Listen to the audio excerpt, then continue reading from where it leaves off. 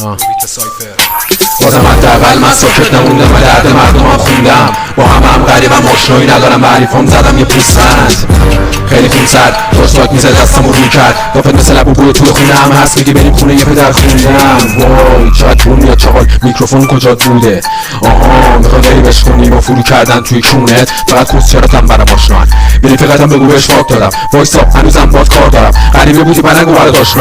اون موی قرمز بگو صورتی تنت بیشتر بهت میاد احمق. یه بیماری خیلی باقی دارم بهتره تو هم نبینی که سمتم. الان مثل خودت بچه سال من که نصف عمرم با یه رپ لفظ دادم خیالی خنده دار. برای نفت نگیری فاضی تر کرد نه طرف تو هم نه طرفت از آدمی چیکی چیکی بوم تا قنچش لبات میکنی تو زوم بوم بعد یه پول چیکی چیکی بوم تا قنچش لبات. منم خیلی بشکنم دم میگیرم ازش شربش کن تا ته بره جاش زیلت با هم عکس میگیره فقط ازمش کنی و بعد نشه حالت مغلقه نکن بعد از فردا مغزم رد داده چند صد بار. میدونم سخته ولی مرحله بعدی تویی که میبازی میدونی که بیزاریم از همه ی رایمای تکراری. پس بهتر این دفعه فرار کنی